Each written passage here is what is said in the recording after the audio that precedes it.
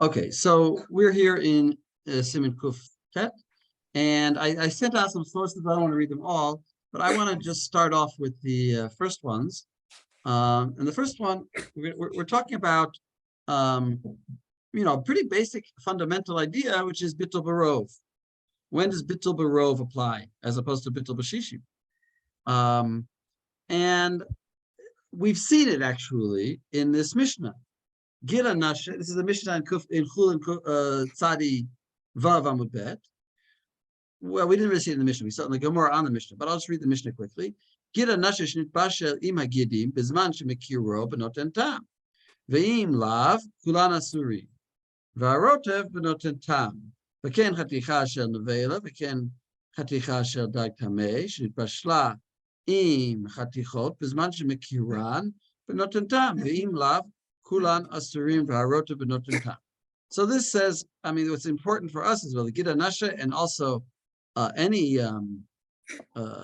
chaticha that is with other chatichot. If you don't recognize it, you can't take it out, then the whole thing is asur.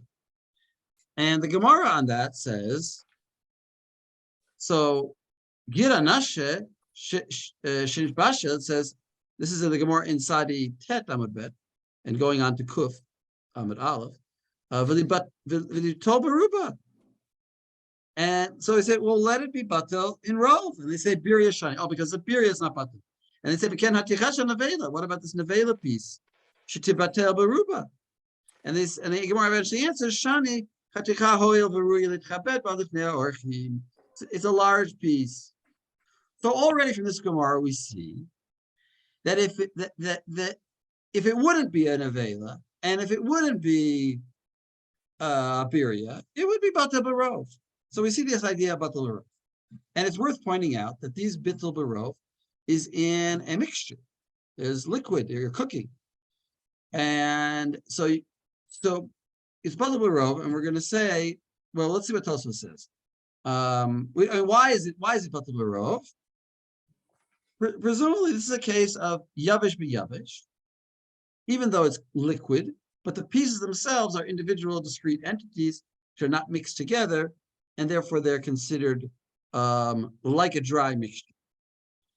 And Tosfos already says on birya shani in Chul Daf Kuf Aleph, v'davar she'eino birya v'lo chaticha ru'i litchabed. So if it wouldn't be for these two pipes, if it wouldn't be birya or chaticha ru'i litchabed, batel barova, it would be batel in rov.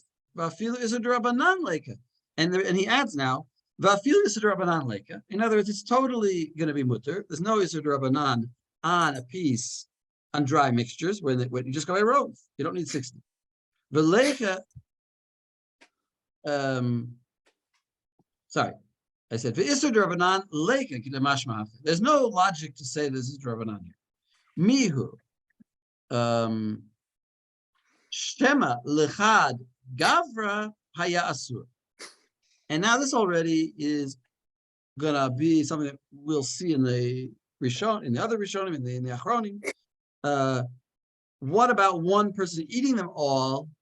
And Tosfos is like how do you say a hint to the future? He's a premonition. He's a omen of things to come by saying, there's a literary term for that. I forget it now.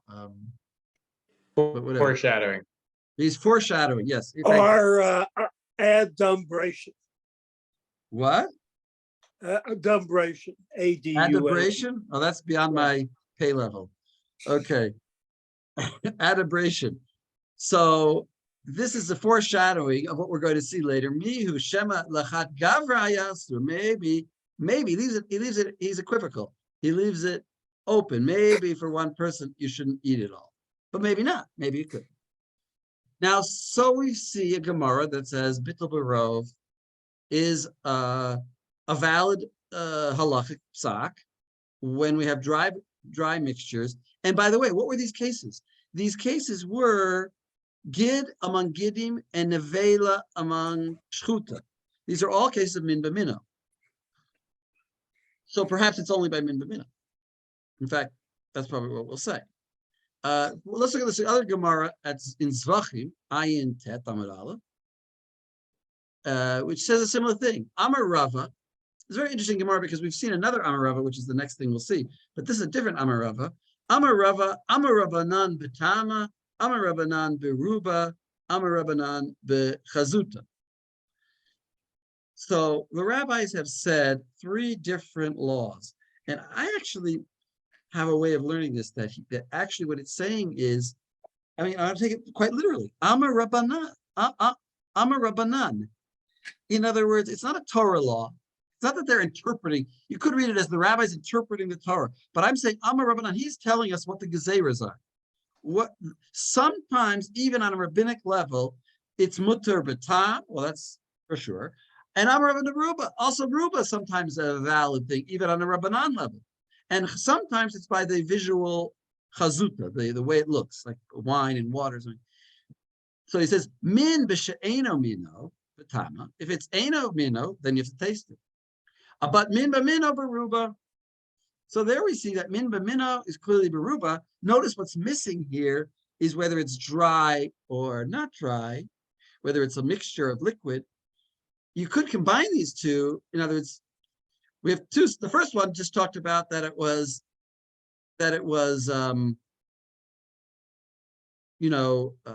dry. It didn't. We assumed that it was min b'mino, and now we're saying it's dafka min b'mino, and we're not saying whether it's dry or not. Okay, so in any case, we have an idea of bittul berov, but then there's this problematic Gemara in Chulin, which is our same Rava, the Amar Rabbanan b'tama, Amar Rabbanan. Yeah, go ahead, Isaac. What is bechazuta? Because we don't see that elsewhere that I know of. Yeah, exactly. We didn't see it. Chazuta, I think, means the way it appears. Its surface, its color, for example. So, like, if we don't change the, so like if I add trape tomato paste and turns everything red, that's trape. But if I add, I don't know, vodka, that's trape. Yes, fine. Exactly. Okay. If you had non-kosher liquid and you can't see it, well, in other words, chazuta, I would say it's like a chumrah. That's the way Rav Moshe learns it. It's like a chumrah. Because like the chumrah, like when, for example, we talk about like eggs or things being used to like whiten the appearance of the ma'achal, right? And so I think it's like the chumrah of like if it changes the appearance, even if there is the shear of shishim, it still isn't batel. Exactly. Okay, cool. Thank you. So like if you put like red food coloring in something, and the red food coloring is from, like they used to say, from ants or something. So even though it's batel b'shishim, but it's changed the color. It's now red, so it's not batel. So that's chazuta. Okay, so cool. So those are all talking. So, but these two statements have still the idea of min be mino beruba, and that seems to be the halacha. But comes along Rava and it says Amar Rabbanan b'tam, Amar Rabbanan b'kefela, Amar Rabbanan b'shishim. So he says the rabbis have these different categories. Sometimes tam, sometimes it's kefela, and sometimes it's shishim. And there's nothing here about ruba. Actually, right away you could already see there's nothing here about ruba. And then he gets into the specifics. Hilchach min b'she'eno mino the hetera. If it's the same type and it's a heter, so then you could taste it. Talking about like a kohen could taste it. The isura, but if it's an isur like treifa, then you have to have a kafela, non-Jew taste. That's all min b'she'eno min. But min b'mino the lake of the mekamatayma. But if it's min b'mino and you can't taste it, inami min b'she'eno mino the isura like a kafela, or you don't have a kafela around. But the key point is min b'mino the lake of the mekamatayma. Min b'mino you can't taste it. B'shishim. Then you need shishim. So l'chora, this is like a Gemara saying that you need shishim and not rov. So the question is, what's the halacha? Is it that you need shishim or is it that you need rov? So does anyone want to? So the Ravid. Well, we'll see. Maybe we'll learn now the tour. I brought you here the Ran for background, but let's go straight to the tour now, and we'll see basically whether you take which Gemara you take seriously. Although I might add right now that you could learn these Gemaras as being not in conflict, and that this shishim is that this last statement is talking about only talking about liquid mixtures where it's all mixed together in one blila. I don't think anybody says this, but I think you could learn it that way because it says taima, you should taste it. Well, tasting only helps if it's a mixture of everything together. Because what are you gonna do? Taste every single piece and see which one is the treif one? The guy's gonna have to taste all your pieces of meat. If it would be a dry mixture, it wouldn't make sense. It only makes sense that we're talking about a case with liquids. And so then this shishim is not a contradiction to the previous statement of Rabbah. The previous statement of Rabbah was talking about dry mixtures. This is talking about liquid mixtures. I think that's a perfect solution, but I'm probably missing something because I don't think anybody suggests it. Any comments? Maybe anyone want to tell me why that nobody Someone suggested does that? suggest that. Yeah. Okay, I didn't see. But yeah, that would be a It perfectly might be good. in the run. You think it's in the Ron here? Could you Not explain really. again what your proposal is? My proposal is that the Siman contradiction between the first two Gemaras that said that there's bittul, that even the Rabbanan, there's no prohibition once there's rove of heter, and yet our Gemara in Chulin here in Sadi Zion says that you need shishim ben min b'mino. That seems to be a contradiction. Do you need shishim or do you need rove? And in fact, the way the Ravid learns is to say that when it said rove, it really meant 60. Rove doesn't mean rove, it means ruvia, it means just a lot. And what is the lot? 60. So he learns that the 60 is the preeminent rule. And I'm saying, no, maybe they're talking about, maybe these sukumars fit exactly the halacha lamaisa, the way we paskin, which is that in liquid mixtures, you need 60, and in dry mixtures, you need only rove, and that it's medayik also in the language of the Gemara, because the Gemara's language is talking about going tasting it, and you only taste when it's a liquid thing, because if it would be dry things, it would be not practical to taste every single one. So, because so therefore, it's probably talking about, especially since they're not really lechabed, so they're small pieces, and you're going to go taste every single piece of shawarma meat to see which ones are, wouldn't make sense. But and therefore, when he says 60, he's obviously talking about mixtures, and when he's talking about rove, that was a statement about min b'mino where it's dry, and therefore there's no contradiction at all. Nachum, I like very much what you're saying, how you're saying it. But don't we see kind of a disappearance of rove? I mean, it starts going away in terms of unless we need it, because the Drabanan gets so strong that unless we have some sort of emergency that we're only going to think Deah. You hear what I'm saying? Rove starts. Yeah, I understand. All of our stops being a major, the major category. Here. And also, well, as we get, may I say a little bit better, as we get more used to shishim, rove seems like almost ridiculous. Yeah, right. In other words, well, I mean, everything You taste it. I mean, what's rove? Right. We've only talked about rove in a sense. Well, if there was rove, so it was only a Yisur Rabbanan. As we've never talked about rove as being the bare bones halacha, the actual halacha that we can go to. We always thought of it as like a category that's sort of with our back. You're right, but that's what the Siman is. This Siman is as our introduction to the one case, to our one, place of leniency, our one place where we can rely on rove. That's in dry mixtures. Lexi has something there. No, I mean, I was mostly saying that, right? That the whole chiddush of the Siman is that it's a filu d'Rabbanan, right? That like rove doesn't go away and actually very strongly persists in this particular yavesh biyavesh scenario. And like, I do think that you see even here where people end up almost unanimously agreeing that is true, at least yavesh mimino. I think you probably do see a combination of the shishim paradigm influencing people and the other stuff about chucking something away or whatever. Like you see an inherent discomfort that people seem to have, even if the pshat seems to be that like stam, like the Rosh ends up saying, like, yes, Gerov, it's mutar, period, like totally mutar.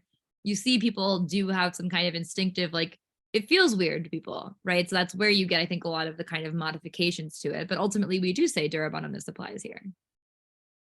Right. So I gave you guys the 100%, Lexi. Yeah, that's 100%. This is the case. This is the case where rove is the rule. But Anyway, yeah. also, Go ahead, even this one, we're going to highly limit beyond just like throwing one away or not having someone eat it all at once or all of those, or having multiple people eat it, but also the whole idea that, well, what if it is batel, but then you cook it, right? And then we're going to lead into a whole thing where it almost sounds like it's really in such a limited case that you almost can't, unless they're pieces that they're ready to eat right now, you're never going to end up at this situation. So unless you hold like the Rosh. But let's see. Yeah. Let's see these things. I gave you the Ran and the Rosh to read. I found them very useful to read inside, but I don't want to spend the time in class on that. So let's go straight to the sum. So I would say, if I'm handing out compliments to the very good summary that the Beit Yosef gives of these things. This happens to be a nice Siman of Beit Yosef's, I would say. So actually, I'm just choosing people who are showing me their faces, which is not so many today for some reason. But Lexi, maybe you want to read It's Purim. We're supposed to be hiding our faces, right? Ah, that's true. Okay. Lexi, you want to read the beginning? You're also here, Alan? Okay. Oh, for you, some people are into Ta'anit. That's true. I'm already. Ironically, it's actually not Purim for most people here because it's either Tanis Esther or not Shushan Purim for the majority of people on this call, if not everyone. But anyway. Okay. Anyway. What do you just for the so beginning? I wanted to do. Sorry, I'm skipping out on you. Let's start with the Beit Yosef Aleph, just the very beginning of the Beit Yosef. Okay. Right. So this is on Chaticha, She'ein Yitkabed, Shnit Arba B'Achayrot Yavesh B'Yavesh, Betela Afilu Chad B'Trei. בפרק גיר נשה, אחד התנא גיר נשה שנתבשל עם הגידים בזמן שאינו מכירו, כולם אסורים, וכן חתיכה של נבלה ושל דג טמא שנתבשלו עם החתיכות, בזמן שאינו מכירן, כולן אסורות. Right, so this was the Mishnah, and then Makshinan Bigmara, believed to lay beruva. Mishane agid biryashani, v'achaticha mishane b'chaticha hayalit kabed. Right, so it said in the Gemara, it said, let's just like batel these in a majority. And, the resolution was that, a gid is a birya, and the nevela we're referring to like a significant piece of meat. Mashmadi lav tamad de birya v'chaticha hayalit kabed, havu batle berov. Right, again, the shot of that Gemara is that if this resolution wasn't true, if this wasn't a birya or a chaticha hayalit kabed, that it would be batel berov. B'hachinami mashma berosh perak harovot. Uberish Beitza, Katvot Tosvot, Varosh, Vaharashba, Vaharan, Zafilu Isora Durabanan Leka, Kedamash Mahacha. Right. So we have this whole lineup of Rishonim who we both have like similar implications in other Gemarat. And we have a whole lineup of Rishonim who think that not only is this applicable, but it's applicable even Durabanan, not just Doraita. Well, this is the establishment of the law of Rove. Is as being batel in min b'mino dry, and now he's going to bring the one dissenting voice, or the one very loudly dissenting voice, I guess. V'afalpi sheharavid pirish tahad demakshe v'liftel beruva lav beruva mamash kamar zainu chad b'trei tahamad durabanan shishim ba'inan ela bervia kamar zainu shishim. Right, as we mentioned earlier, the Ravid's like, lav dafka ruva, not actually a majority. It's just saying in a lot, right? So AKA 60. Rashi. Now this, by the way, I spent some time looking for this Rashi until finally I noticed the footnote here. The Hagahopa wrote, which says Rashi. Right. I looked at all the Gemaras. I didn't see any Rashi there. I started wondering what Rashi you're talking about. Anyway, then I looked in the Hagaot in the bottom here, and it says this Rashi does not exist. But the Yosef says the Rabbah, Barashi, in these cases, Mashma Lehefuch, the Spirale de Batel Barov. Right. So if you have the Hagaot there, this is a questionable Rashi here. Okay, let's go on though. So at least we have the right. Right, you have the Ravid. V'chein yireh shudat Rambam shekatav perak tetvav nafal chelev klayot lechelev ha'aliyah v'nimuach hakol im haya chelev ha'aliyah כשניים בחלב הכליות, הרי הכל מותר מן התורה, אפילו חתיכת נבלה שנתערבה בשתי חתיכות של שחוטה, הכל מותר, מדיר סופרים הכל אסור עד שיהווה דבר האסור מעוצם מיעוטו. Right, the whole getting rid of the דבר האסור מעוצם מיעוטו seems to imply the Rambam doesn't just think it's stam batel. Right, except what single word that he quotes goes against that? In other words, it seems like he's saying, it seems like the Rambam agrees with the Ravid, which is two pretty strong opinions, but I disagree with the Beit Yosef here. Look at this Rambam that he's quoting. Is there any word there that seems to indicate that the Rambam is not talking about? Is the Filu Chatichat Nevela is still quoting the Rambam, right? Wait a second. The whole thing after it says nafal halav until no, if it was just the chalev bit, then that wouldn't be proof because that's a case of nimuach, right? That's not a case of just like yavish b'yavish. But if he also, the Rambam himself is also saying the bit about the chatichot and the motzah miuto. Wait a second, where is that? Well, the Rambam says miuto, right? If the Rambam means really means if you have shishim, then he should have said that. But it seems like he's talking about a simple majority, right? Well, no, but because if he said it's like no, but on the hatichot he says b'shtei hatichot shel shchuta. Yeah, he says if it That's falls that it's kol mutar. Mina Torah. He says akol mitar mina Torah, implying that when it's one piece of nevela with two shchuta, it is not mutar midivrei sofrim. That me'otza miuto is something besides this 1 and 2. Akol asur. Right. So wait a second. So I agree with you. Okay. So he's saying the question is how exactly do you read that? Is he saying is that it's asur? It seems to be also on the case of the 1 and 2 with the dry pieces. Except I want to look at halacha 6. So this is the Rambam, chapter 15. And this is halacha Dalet. I want to go to halacha 6. I just have to get my Rambam. Everybody get the Rambam.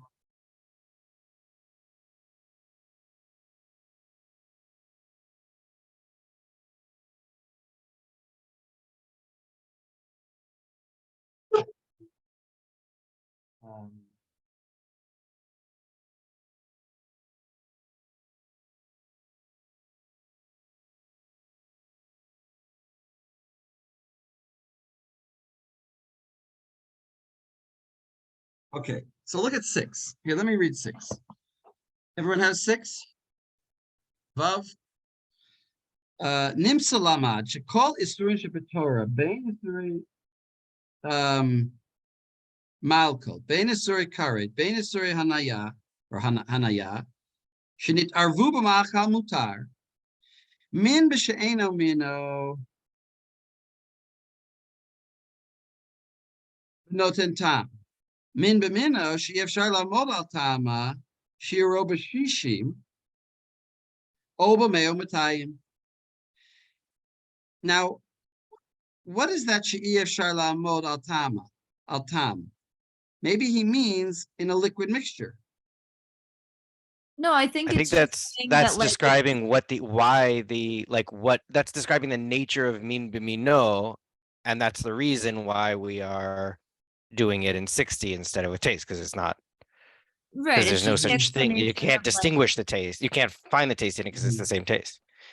Rava's statement in the Gemara, right? The way we explained the Tama versus the Shishim versus the Kfela, right? That we just said, why do we have Shishim if we have Tama? It's, for example, in cases where you don't have a Kfela or when it's Mino and you can't taste it. As Yavni said, it seems to just be talking about like definitionally, that is Min Bimino. Okay, all right. I agree. All right. I agree with the Big Yosef. It seems to be that the Rambam doesn't hold by this team. Okay, so interesting. So the Rambam is like the Ravid, you're saying. Yeah. Fine. That's very interesting. That you need 60.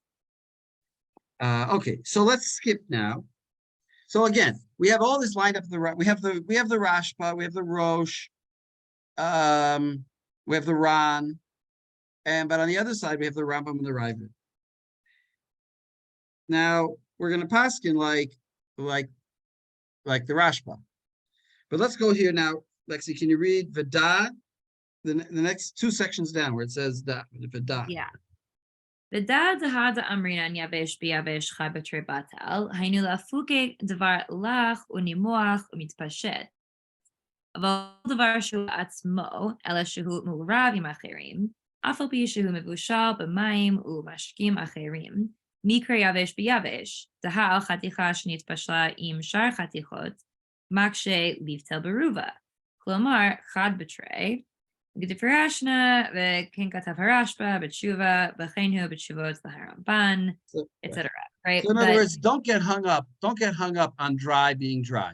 Like Even if it's in yavesh the lav broth. dafka, it's more, I mean, as we've talked about before, like yavesh b'yavesh, we've used to mean distinct entities, right? That are just mixed up with one another, as opposed to like lach, like for example, we talked about flour being lach, right? Because it's about things being like totally mixed up with one another physically, as opposed to distinct pieces. Right. So what would be the halach of the broth in a case where you have broth with pieces, where the pieces are batal berov, but only berov? So there's not 60, and even combined with the broth, there's not 60. So the broth. Well, this comes up later in the Siman, but right. Yeah, the broth you need shishim. The broth you need shishim. Okay. But you don't need shish, right? You need shish. Yeah, fine. So just to make sure I understand, you need shishim for the broth, but for the piece of meat you just need rough, right? Except, well, it's not so clear. No. Well, let's wait a second. I think that we're going to see that if you don't have 60 in the broth, then the broth is usser, and now your pieces are in usser broth, and they're going to be usser because of the broth. But you need but the broth, you can include the heter pieces with the broth when you need the 60, can't you? Yeah. In other words, if the heter pieces and the broth is not 60, so then you don't have 60 against the Isser pieces. Well, this is going to be an interesting case, right? Now, it would be very weird to say that the pieces are mutter, but the broth that they're in is forbidden, because that's a weird situation. You have forbidden broth cooking there with pieces in it, and the pieces are mutter. That would be very strange to say that. You can have the opposite situation, right? You have two pieces, right? And so there's bitul against the flavor, but not bitul against the pieces. That right? you could have, right? You could have like a huge broth with like lots of stuff in it, lots of liquid, and like pea soup. And in the pea soup, a huge pot of pea soup, and in the pea soup you have one isser and one heter. So those two are not batel because you don't have rov, you just have one against one. So both pieces will be usser, but the broth will be mutter. That's for sure. That makes a lot of sense because against and those that two ends pieces, up like our case of the I'm saying the opposite case. the chatikot and the. What did you say? That's like our case of the gid hanashe or the chatichot that are then you don't have the beetle for the pieces, but you do have the beetle for you can have the beetle for the broth. Right. You can have the such a thing. pieces are mutter and the rotev is aser, and does the rotev have the power to then choser and oser the pieces, right? That it seems like if there are pieces sitting in aser broth, right? Like the intuition is that these pieces should not be able to just maintain their status indefinitely. That's actually how the Shulchan Aruch explains specifically why the pieces are davka aser unless there's shishim. Right. It's essentially you need both. You need, in order to matter these pieces, you're going to need both. You're going to need 51%. You're going to need rov of the pieces, and you're going to need 60 of the broth and the kosher pieces together. Right. But you're So not going just to to make sure. So just to make sure I get it clearly, so there's two interactions that are taking place here. So the first interaction is between the pieces. The second interaction is between the pieces and the broth. And I guess the third interaction is all of them together, right? So while the pieces by themselves might be permitted because they're batal berov, you need shishim to eat the whole thing together because the broth needs to be mevatal in a way. Yeah, but it's going to come out that the pieces will be, I think, forbidden. Even if you took them out, if you poured the broth through a filter and threw it all away, and now you have these two pieces. Well, the pieces were sitting for a time in forbidden broth. So the pieces are forbidden. Right, unless there's shishim to be mevatel the broth. Unless there Right, was. but also in other places, like, I mean, I guess I would wonder also like how we like construct the timing of this, because later we're going to see that if something is batel, it's not like kozer v'nir for, at least for this yavesh b'yavesh situation. Well, Right? Like, once it's batel, according to most good. people, It yes. is closer for near for most of the for many of the Rishonim, I believe. I mean, everyone agrees that it's closer v'neir if you have more iser added. And most people seem to think it's closer v'neir if you go and then cook it, even if it's already been bateled when it's dry, other than the rosh. Right. But here's even a more extreme case because it's batel, because it's not that it was batel and then you went and cooked it, but which is noda only. It has to be noda in the middle. But here's a case where it was cooking together and you came along and saw it. So I don't think where anybody permits this. Permits it unless then 60. Right, because there are two issues. There's one is that there's flavor transfer, and there's one that there's the confusion. The flavor transfer is where we are thinking about it as lach, or as like lach, and the confusion is where we're thinking about it as yavesh. And so we need both of them. We need to make sure that both of them are not happening. That's what you're saying? Exactly. In other words, we have a gezerah d'Rabbanan of lach b'lach min b'mino, that it's atu eno mino. So we have a rabbinic prohibition on this mixture, which is now going to make all the pieces rabbinically prohibited. Okay, so let's go on. Let's read again. Continue from she'ein chiluk bein l'chora nira she'ein chiluk. לכאורה נראה שאין חילוק בין נתערבה במינה ובין שלא במינה וכולי, אבל בעל תרומה כתב דווקא שנתערבה במינה. So the Torah initially suggested that this would seem to be true for any kind of yavesh mixture, min b'mino or min b'she'eino mino, and then points the Sefer Truma says, no, this is dafka min b'mino yavesh b'yavesh. Ken katav Haran b'sof perek Nashem. וזה לשונו, מיהו כי אמרינן זה יבש ביבש בטל חד בתרי, אפילו מדרבנן, הני מילי במין במינו, דכיוון דמדאורייתא אפילו לך בלך ברובה בטל, לא יחמור רבנן יבש ביבש, דאי אפשר למיתי לידי איסורא דאורייתא. אבל במין בשאינו מינו, דבלך בלך, אפילו מדאורייתא אז לינן בתר תמה, אפילו ביבש נמי באינן שישים, כי היכי דאי מבשל להו בהדדי, לא ליתי לידי תמה,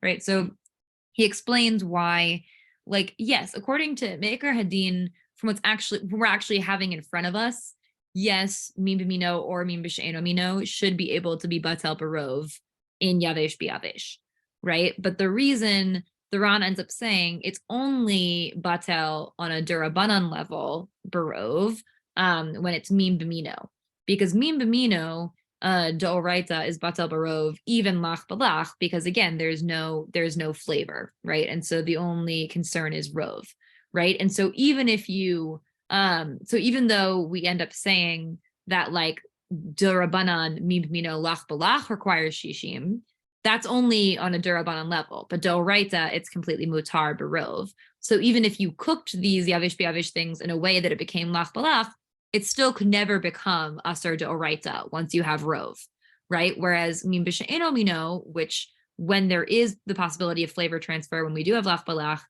it's d'oraita that you need shishim. In that case, we say that like in yavesh b'yavesh will also require shishim, lest you come to cook these together, because then you could actually arrive at a d'oraita iser. Right. The key point to remember here is that exactly what you said, lest you come to cook them. In other words, if we would permit, says the Ran, if we would permit the dry min b'eino mino mixture, which we're not going to permit in rov, then you would come to cook it and the flavors would mix together and that would be usher.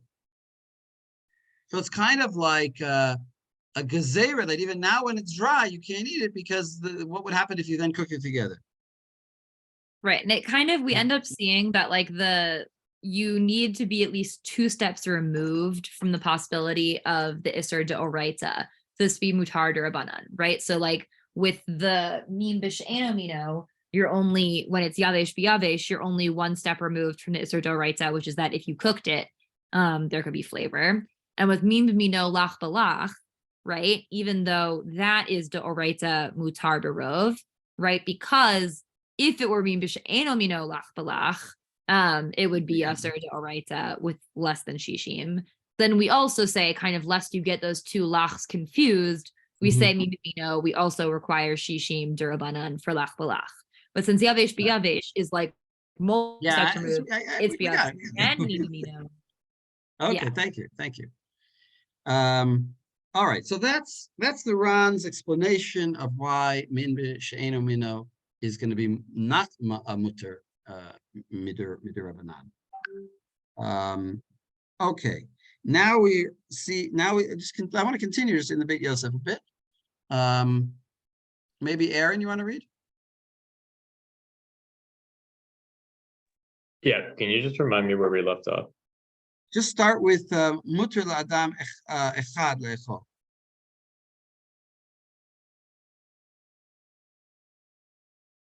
In the Beit Yosef. It's the bold line here. So this is the question the Torah discusses whether somebody could eat them all himself. That's fine.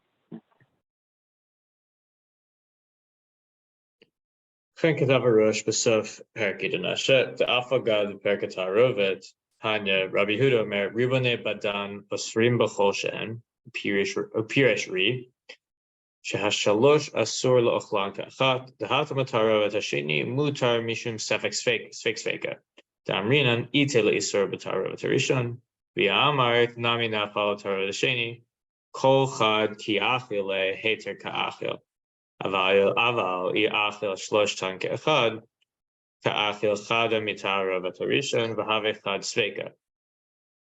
So he's explaining with the Rimane Badan why when one fell into 1,000 and then one of those 1,000 fell into another two, such that you now have three, why you're allowed to eat them one at a time because it's fake sveka.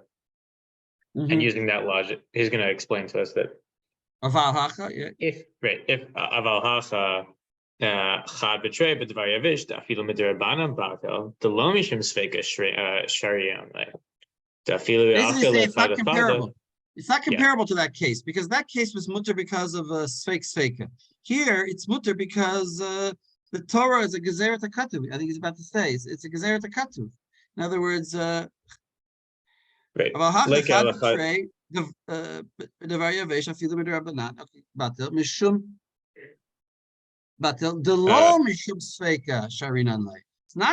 sveka. Because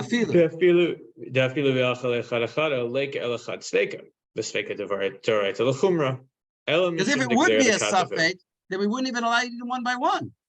And we're certainly going to allow you to do one by one. Aval, Ella. Ella mishum digzer katuv dichtiv acher rabim latot hilka chad betray batil v'na'afoch isur liot heter umutat lochlan afilu kulan kechad. Okay, so this is the Rosh's main point, that there's a gezeret hakatuv which says that they're now all mutter, and therefore you should be able to eat them. One person should eat them all. They're all mutter. Why shouldn't you be able to eat them all? And in one go. Kulam b'yachad. Okay, skip ahead now. Aval harashba. Aval harashba hitzrich le'ochlam achad achad. Shrei katav v'zel shanu. Chaticha shel nevela she'ena real hitkabed shnei tava ba'acher ut yavish b'yavish betelim afilu echad b'toch shnaim. Afilu usher shel divrehem ein kan. Ve'kilu b'davar zeh lefi shekol echad omed ba'atzmo ve'ochel kol echad b'fnei atzmo. Kivan shni patel berov davar Torah ve'en kan isur shel Torah she'ochel ha'achad shel Torah. Kishe'ochel ha'achad ani omer zehu shel heter. V'chem b'chol echad ve'echad v'afpilu ba'acharon ani omer mashen echal rishon hu haya shel isur. Kvar halachlo. V'zeh shel heter hu. Mashen kem b'davarim hanivlalim lefichach eno ochlan kulan kechad ve'eno mavashlan kechad. I think what's Yosef from the one of the machlokot from the Rashba and the Rosh is the Rashba does not seem to think this thing has been turned into a heter. It has been batel, but it is not heter. Well, I mean, I'll say it in a stronger way. Why does he say that if it's asur min Torah, it's already mutter min Torah. Why do I need to go through this whole pretense of saying it was in the other, when I ate the first one, so the other ones I haven't. And when I eat the last one, I say it's already been eaten. Why do I need to go through all that if it's mutter d'oraita? It's mutter. I would say that is what it, when it's mutter d'oraita, what it means is you can do that. Why? It's not that. What principle is that? What a suffix? I think it's the same principle. He's just interpreting it differently. Achar Rabbi Matod is to say, I'm going to assume it is like what the majority of these things are, but not, as the Rosh says, that it's going to then actually turn itself into a heter. Right. This gets at something we'll see that we mentioned before, and that will actually appear in a later Siman, but like the Sha'ani Omer kind of mechanism, right? The difference between nothing is usher anymore versus I feel this situation is non-problematic enough that I can like have plausible deniability at any given point. Well, why do I need plausible deniability? The Torah says it's mutter. That's my question. The Torah says mutter. So why does the Torah actually, what you're saying, Aaron, is that the Torah actually says you have to eat it one by one. Where does he get that from? Where he invents that? What is that? You can't just make things up. What is it? I think it just depends if you think when the Torah says Achar Rabbi Matot, which means bitul barov, if you think bitul means the thing itself becomes now has been nahafoch mutar, then you wouldn't have to do that. But if you think the Torah would never say that an isser is nahafoch to a heter, then by definition you're going to have to say that there's still an isser there that has been mevutal and nahafoch leheter are two different things. Is what you'd be. Behavior was saying it is muvutal midoraita, and it's not completely muvutal midrabanan, right? That like the fact that it's totally muvutal midoraita means that it's in this in-between enough state that you're able to then on the Durabanan level do the Sha'ani Omer kind of clause. I'm agreeing with what Lexi's saying now. Let me expand on what Lexi's saying. In other words, I find it difficult what you're saying, Aaron, because like if the Torah permits it, then it should to redefine the definition of Achari the Rabbi Mahato to mean that we don't view it as a group, but we view it as individuals. Is I don't see a basis for that. But I rather would say, similar to what Lexi is saying, and this I think is a chiddush, that the Rashba holds that it's actually an Isser D'Rabbanan to eat these things. It's still an Isser D'Rabbanan. But it can only be an Isser D'Rabbanan if you think that the language he's using is that there is still an Isser here, and the Rosh would say there's not an. No, there's no Isser here. There's an Isser D'Rabbanan here. No, there's an Isser D'Rabbanan, but for there to be an Isser D'Rabbanan, he's saying the thing I'm eating is an Isser. Mutter midoraita, Asur midorabanan. And then why? And then by eating it, wait a second. Let me just finish the idea. And then by eating it one by one, you're creating a suffix d'Rabbanan and suffix d'Rabbanan lahakil. And that's why he says you have to eat it one by one, because he holds. In other words, that's the essential difference. That he holds that there is an Isser d'Rabbanan even on min b'she, even on min b'mino. It's just that we can avoid that problem by eating it one by one, and we can't avoid it by. The problem with what I'm saying, now that I'm thinking about it, the problem with what I'm saying is that min b'she'eno mino, why do you say the same thing? Why don't you just say it's permitted? Actually, that's a great kasha on the Rashba. Why, according to his logic, just eat also min b'she'eno mino one by one. But the whole problem of eating them is that you might cook it together. But if you don't allow it to cook together, if you only say only eating it one by one, of course, according to the Rashba, if you cooked all of them together, it would also be asur. So it's no. So why doesn't he just say over by min b'she'eno mino, eat them one by one also? I think the Rashi never brings Acharei Rabbi Matot, right? I'm saying only the Rosh who explicitly brings that pasuk. So maybe it's only the Rosh who holds this idea that all of the chatichot become mutar, essentially and fundamentally, and the rest of it doesn't read the pasuk quite that extensively. No, you can't say that. You cannot say that. Everybody holds Acharei Rabbi Mahatot is the basis for the heter de Rabbanan of min b'mino, and tam ke'ikr is a chumrah on top of that, that says by Min Misha'eno Mino, we worry about Tom. But by Min B'Mino, it goes Acher Rav Mahab. I don't think you can say the Rashba disagrees with that fundamental law. Well, to defend Aaron, I'd say Acharei Rabbi Lahatos is juridical. It's taken from, this is how we act. Acharei Rabbi Lahatos doesn't deal with essence. So we're nota in that direction. That's how we do it. Acharei Rabbi Lahatos. Therefore, it becomes mutter. It's mutter legally, but it's not necessarily legal mutter because of its essence. It seems like for the Rosh, exactly that would be the Rashba's reading. For the Rosh, she says no. Everything is right. For all intents and purposes, we're considering the inner chemical composition to be mutter. End of story. Wait, Ilana, you want to say something? But there's still some room for, I think nitpicking. Yeah, I think maybe I'm just saying the same thing, but it seems like for the Rosh, it's an Isur Chefza, such that the whole Isur becomes Heter, like there's a total V'nafochu, if you will, whereas for the Rashba, it's an Isur Gavra, and that's why what the person is telling himself is so important, because the prohibition is on any one person being able to, being able to eat something that's definitely a sore. As long as there's safek, that person can eat it. But it's much more about the act of eating than about the essence of the tarot. Why don't we say that by min b'she'eno mino? Why don't we say by min b'she'eno mino that you have to eat it part by part and say maybe I'm not. I mean, in min b'eno mino, for sure you're tasting the isser. We don't require some kind of self-delusion here. So why are we all of a sudden requiring it by min b'mino? I don't think it makes sense. No, because being b'shemino mino, you could tell what's the non-kosher part, right? It's two different elements. Not if it's blended, not if it's mixed up together in a way that it can't be separated. Right. So but then you're always. Well, yeah, exactly. And then we allow you to eat it in 60. No, but as it relates to the Rav, according to the Rash, but I can guzzle it all down in one gulp. But I can eat it all in one gulp. Yeah, but that wouldn't be permitted for the Rashba. Taste it. But I'm not tasting it here either.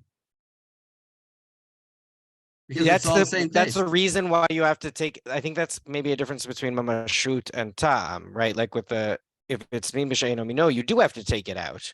You're not allowed to eat the mean if you have the actual only if it's isul, inseparable, right? You but can't say only if it's a ta. So then it's a just little bit the of blood. ta'am. A little bit of blood fell in, and now I don't taste it. But so you're saying by not tasting it, that's the self-delusion. Since I don't taste it, I feel like I'm not eating Isser. And here, I don't feel like I'm eating Isser because I say it's in the other one.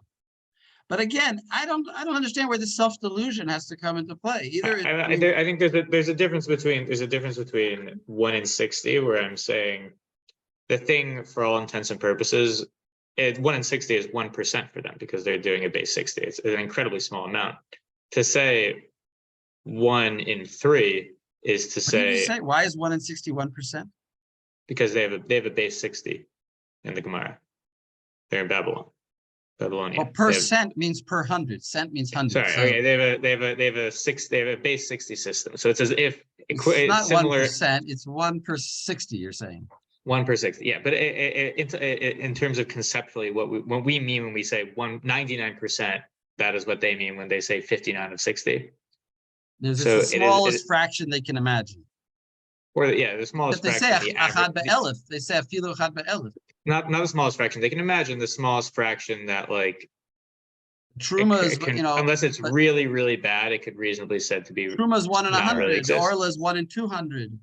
Right. My point is, I don't say 1 in in 60.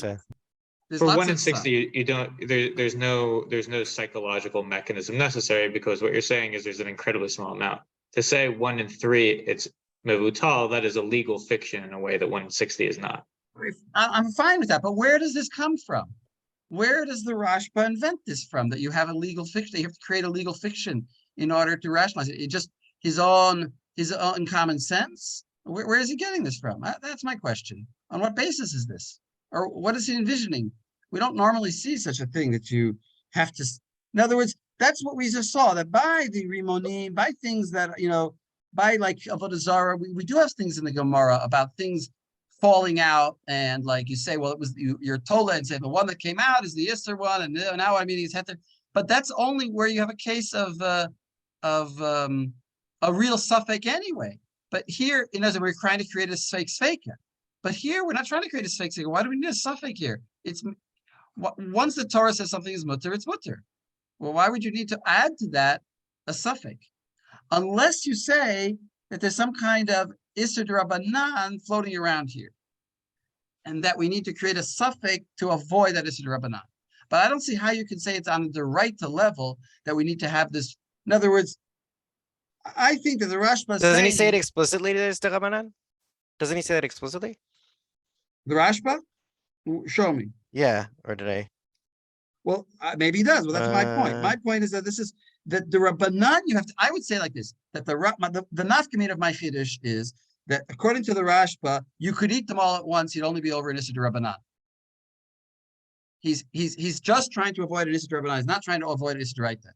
I don't see how he could say there's an Issa D'Oraita to eat them all at once.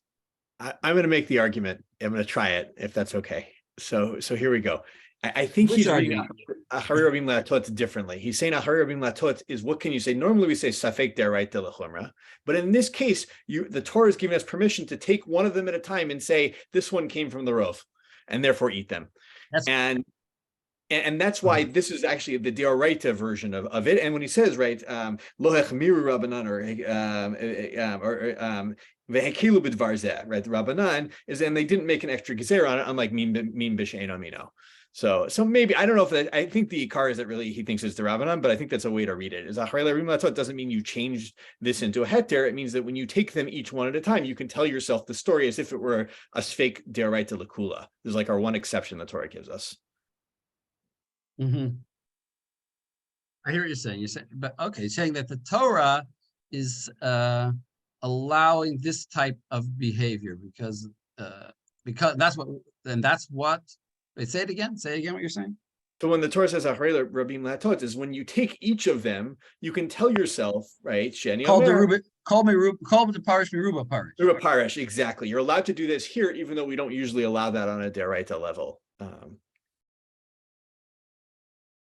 Okay, I hear you. Okay, but the principle of kol parish Meruba parish doesn't apply here because that doesn't apply according to most when you're the one actively separating it. This is kavua. No, Yeah, I'm saying, exactly. but that's similar. It's not the same as. I'm not saying that it's actually called the parish Meruba parish. I'm saying the Torah gives us permission in this case to say that each one that I take is from the Rabim. So. Can you go even further and say that the suffix doesn't exist when you eat them like all together? Like in a way, the only way you can create. Why do you need a suffix? Well, but that's right. I mean, that's the Rosh's whole argument is that the Rosh's whole thing is like, we're not permitting this because of suffix, right? And obviously that's part of his machloket with all of the others. But he's like, in other cases, we permit things like with the Rimonim because of a suffix speka. Here, there's only one suffix. So if it was because of suffix, we shouldn't be permitted to eat it at all. He's like, here, it's permitted because of bitul. Right. Whatever. I think the Rashba is difficult to explain based on our arguments right now. But Rav Nachum, I have a note in my tour here that quotes you. So maybe you can explain this. That you apparently said, if I heard it right, that when you eat all three at once, it's as if it's a lach belach because they're mixed up. But when you don't eat them, when you eat them one at a time, it's actually a true yavesh beyavesh. Oh, there! I was smarter 2 years ago, maybe. That's also a good explanation that I like. Yeah. You turn. Wow, that's more clever. That's more clever than what I was saying. But this year I'm saying that a different thing. This year I'm saying because it's a gezerah d'Rabbanan. But okay, maybe that's better. It becomes lach b'lach because it's like you're mixing it. You're eating it all together. Okay, that's actually very nice. And that explains why dafka 1 by 1 and not 2 by 2. Because I could, if there's 30 of them, I could eat 2 by 2 and say it's probably in the other ones. Why not allow 2 by 2? But he says, no, dafka 1 by 1. I like it. I mod it to you. Okay. Let's go with that. I should have written that down. That sounds similar to what Joel was saying about Achei Rabim La'atot being an argument about about the ability to say, oh, this must come from the majority, maybe, as opposed to maybe it's not similar. Seems related. No, I but like I make this a one good better. nafkamina. Why not eat it 2 by 2? You still say by 2 by 2 it came from the majority. Okay, let's go on. That's the Rashba. Let's look at the smag. Or we'll take a break here. Take a break here because it's 10 o'clock. And then we'll look at see what we can do here. We got a bunch of things to do. All right, take a break for 5 minutes.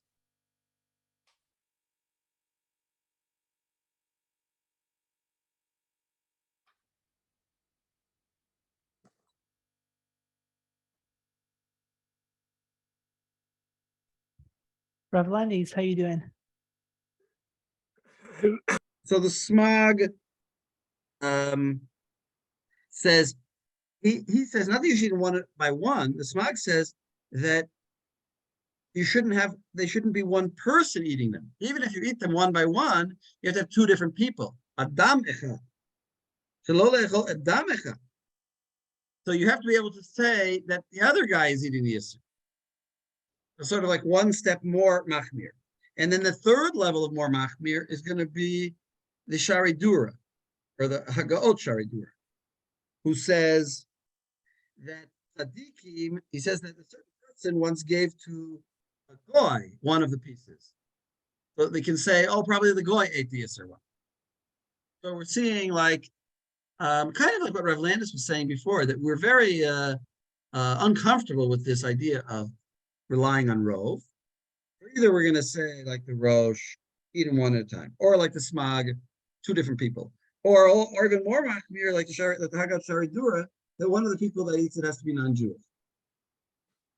Okay, that's that.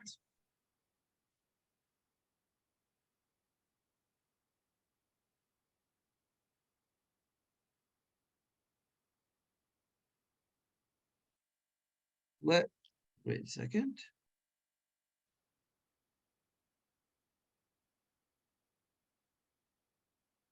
Yeah, let's skip now.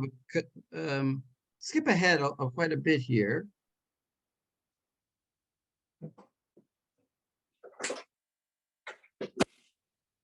Wait a second.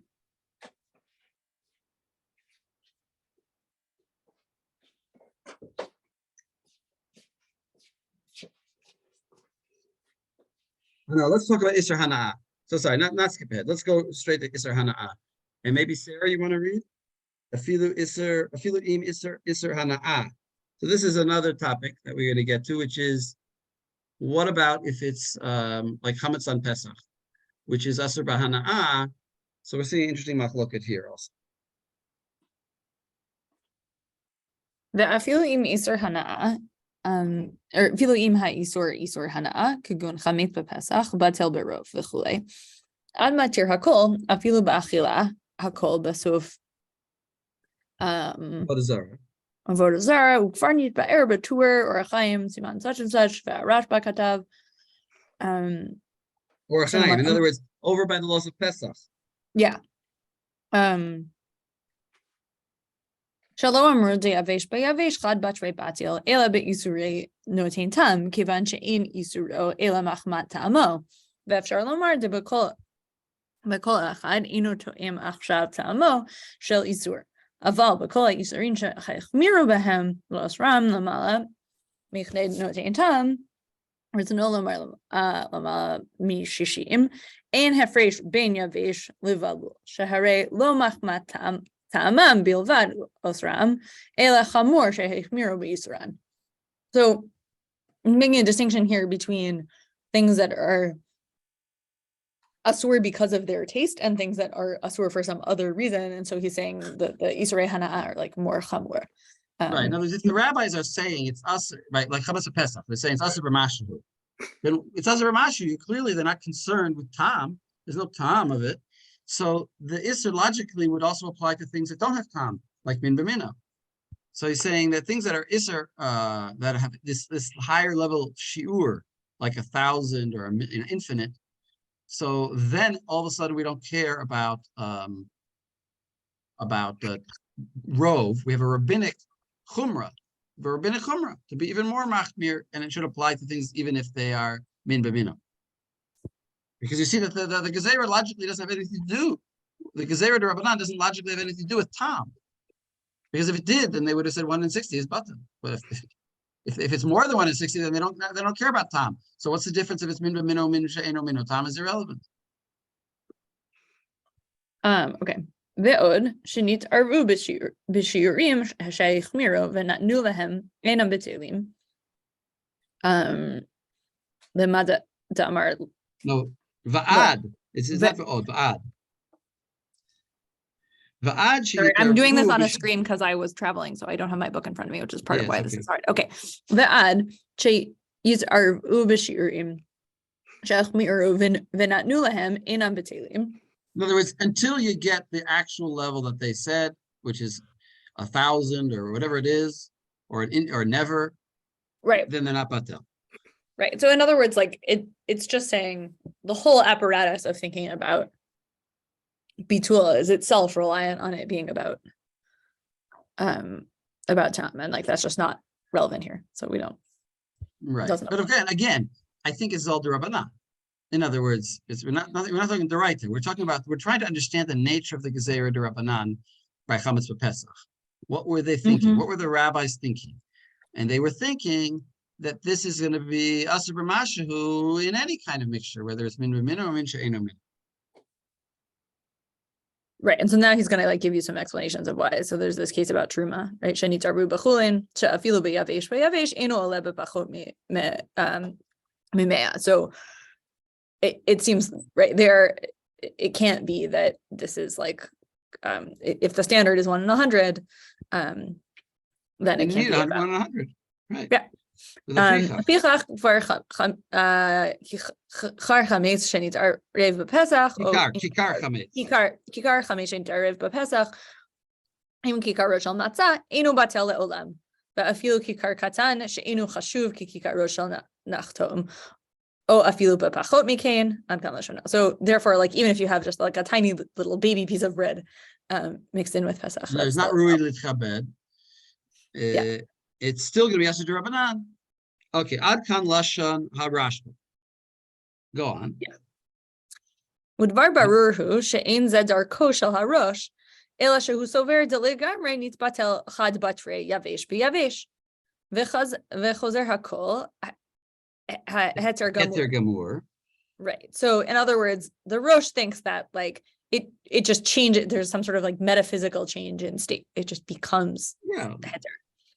Yeah, it's like the Rambam, the famous Ramban on Chumash, where he says, how come on Yom Kippur we can bring Sir Azazel? He says Azazel is the evil forces of evil and their actual real thing, and we're bringing a korban to it. Why isn't this avodah zarah? And he says, you know why it's not about? He says, you know why it's not avodah zarah? Because God told us to do it. So it's God's commandment. So when God tells you to worship an idol, it's not avodah zarah. So it's a shocking Ramban, but it goes in this because you might say, oh, you're not worshiping idols. You're just throwing this goat off a cliff. It's nothing to do with anything. But no, he's saying it is idol worship, but it's permitted. A very shocking Ramban. But I think that this is the same idea the Rosh is saying. What's asur to you to eat? Whatever the Torah says is asur for you to eat. And if the Torah says achri rav mahatot, then this is mutter. This is the same. That's the definition of mutter. The definition of mutter, the Torah says is allowed. Yeah, or even just that there's like, I can, and maybe you don't have to say it's metaphysical. What Joel was saying earlier, I can tell myself a story in which what I'm doing is not but like, what I'm saying is absorbed into the whole in some way. And so it's not like the piece transformed into something else. The piece is still the same piece. Its metaphysical, its nature didn't change. It's just that the Torah's attitude towards the piece changed. The essence is the same. It's a judicial decision how to do it.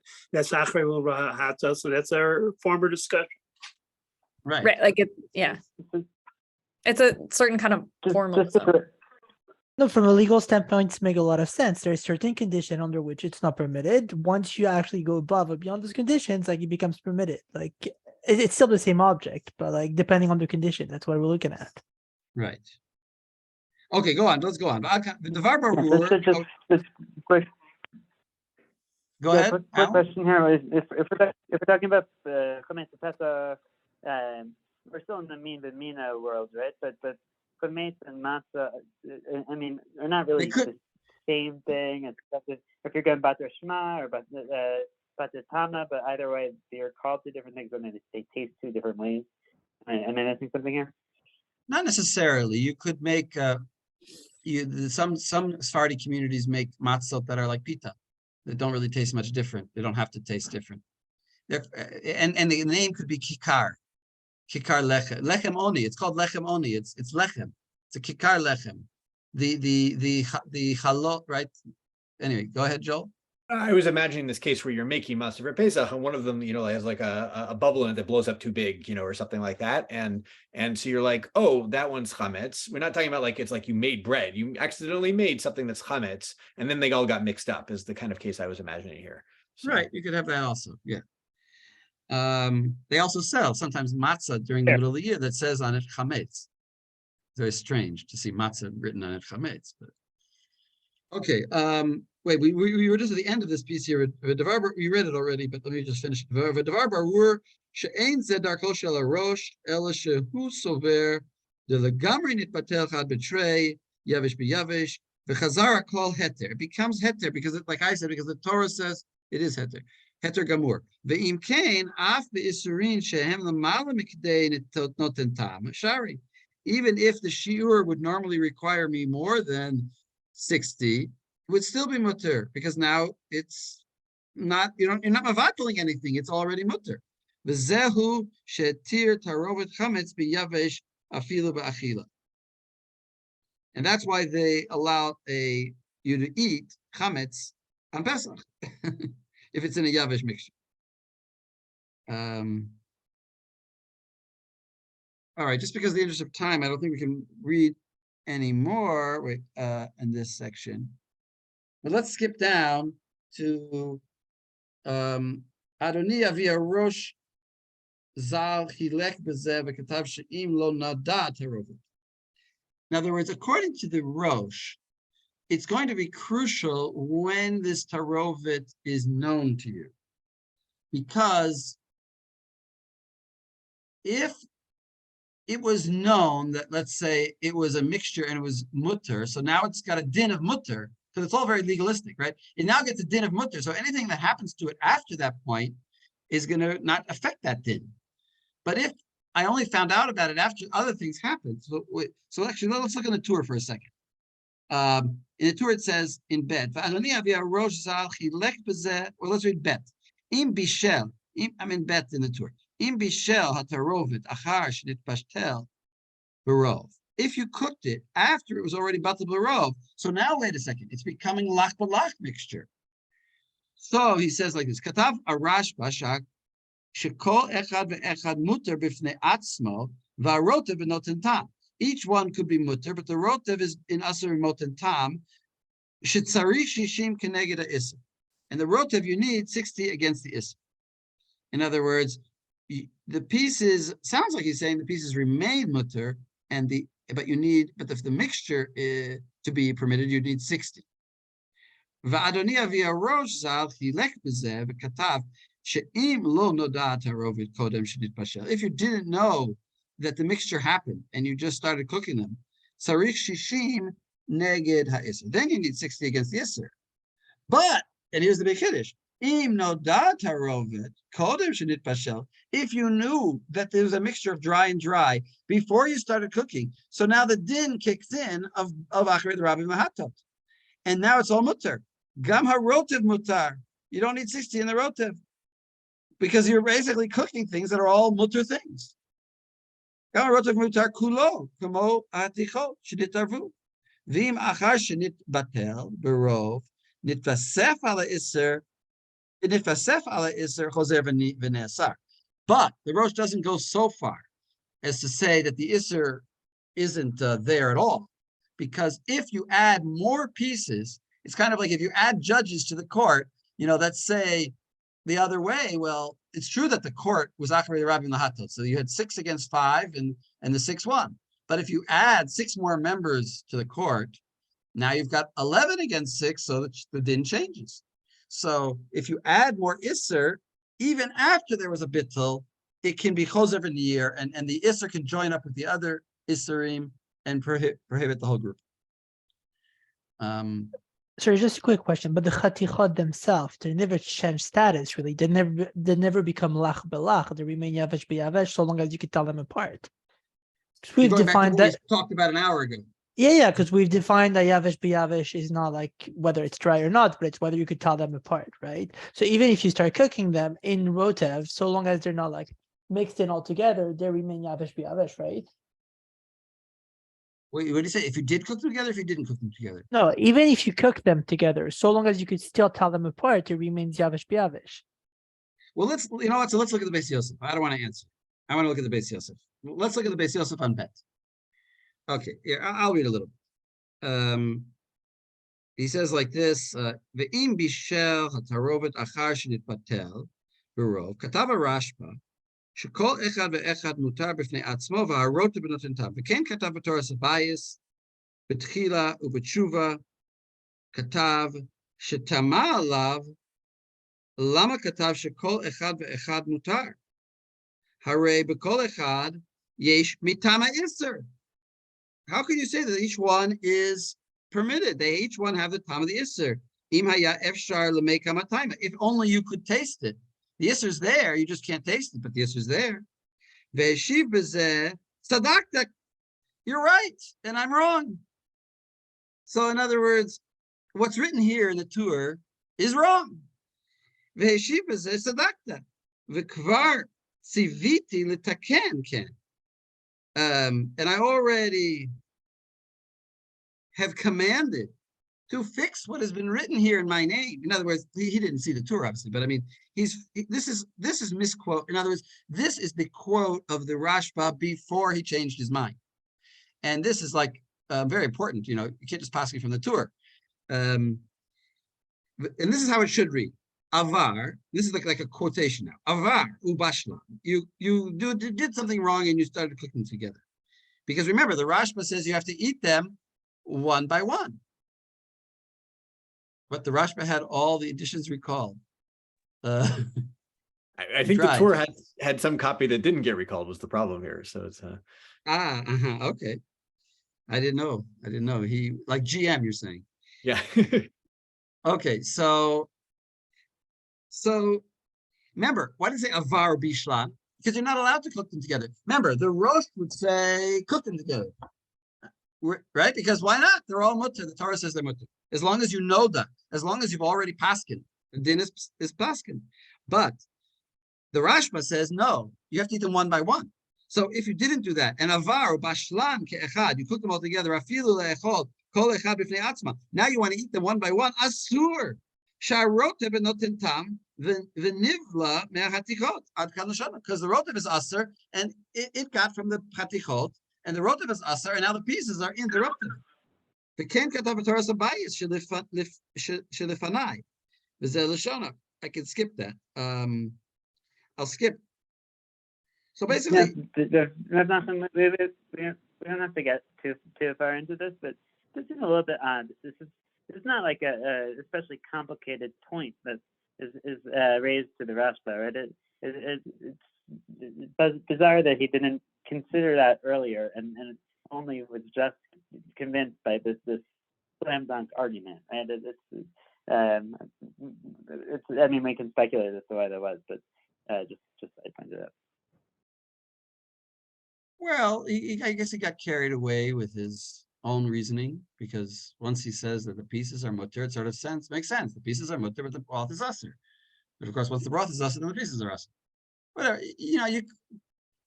whatever. Yeah, it's a good question why he made that mistake.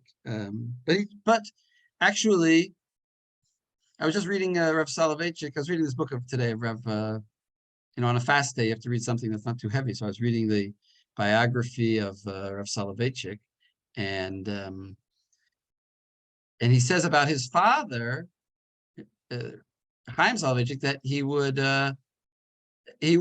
actually, this is it. He gave a shiur.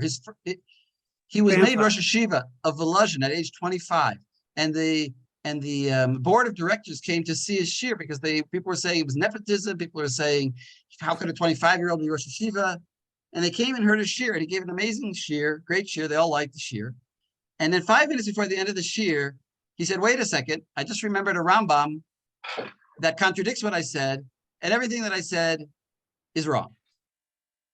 And they said, now, if he had stopped and not said that and ended the shiur 5 minutes earlier, everyone would have said, would have said, Yechia Melech, like, what a great teacher, he's great. But that wasn't the way of Rav Chaim. Rav Chaim admits his mistakes. So part of, in other words, he himself made a kasha on himself and took it back and realized that he was wrong. And so they kept him. They realized that he was also, nevertheless, he was great. In other words, even a great person can make a mistake. So the Rashba made a mistake, or anybody recognized it.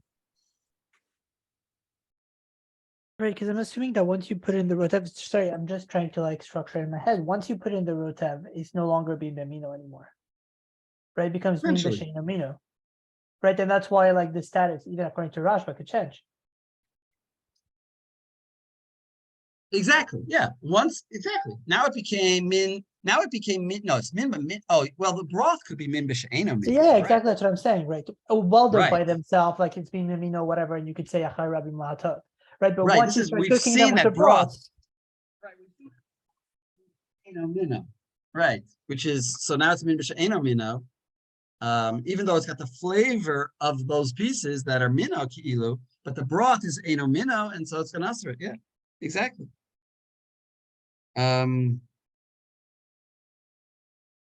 Okay, so that's very important. That you don't be misled by the words that you see in the tour.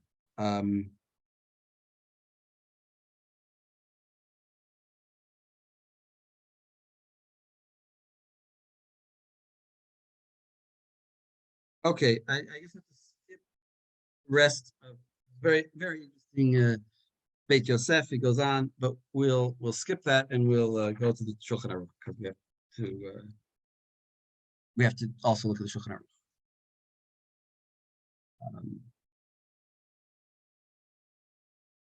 We got all the major ideas, except for the other major ideas. Actually, Joel sent out an interesting thing about which I think we learned. I think that same what is it, pre Chadash he sent out. I think we learned that last time 2 years ago. That talks. Remind us what his question is about flour. No, his question was the one about whether or not the two pieces have to be bigger. Like when we say, oh yeah, the numerical. So we'll see that in the shach. So let's go to the Shulchan Aruch. We'll see that. Right, whether it's numerical, what kind of bittul do we need, and we'll see this. So let's go right to that shach. It's very short. It's a great shach because it's very short and it leads to a lot of difficulties. Where am I? Kuf tet. Kuf tet. So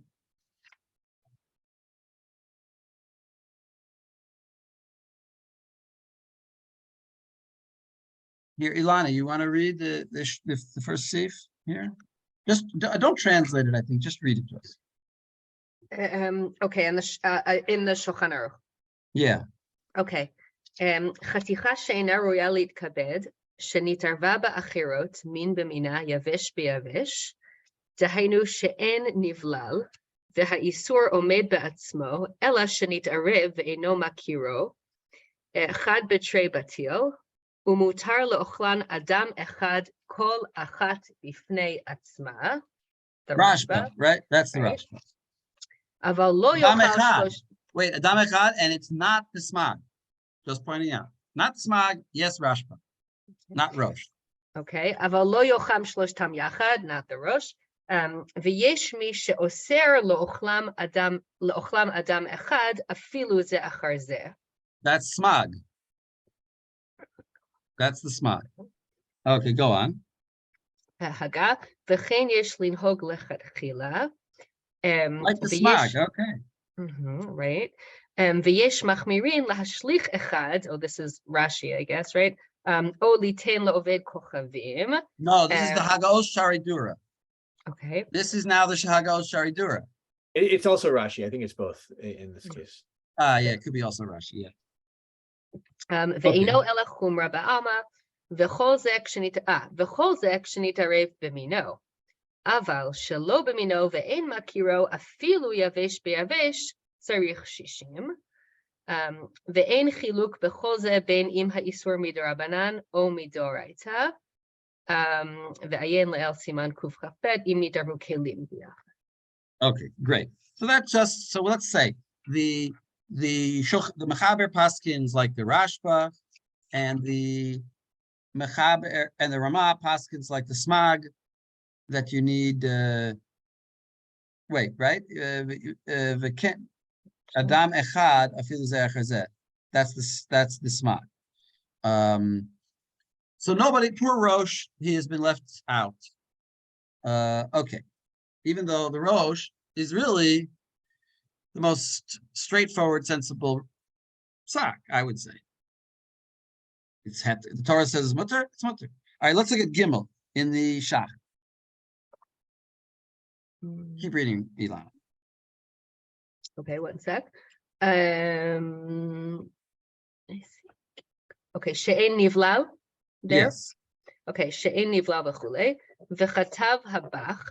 דקמח בקמח, כיוון שנבלל, מקרי לך בלך. עד כאן לשונו. וכך כתב מהרי All right, so stop there. So we see that lach b'lach can also be kemach b'kemach. That's it. Right. Let's go on to Dalit in the Shach. והאיסור עומד בעצמו. אלא שהוא מעורב עם אחרים, אף על פי שהוא מבושל במים. I'm sorry, there was just one little piece of the Shach there. He just, at the end, he says, Delo mashma betosfos. In other words, it's a the kemach bekemach lo havi kilach balach. In other words, there's a bit of a machloket about this, just to be aware. Okay, Dalit, sorry, back to Dalit.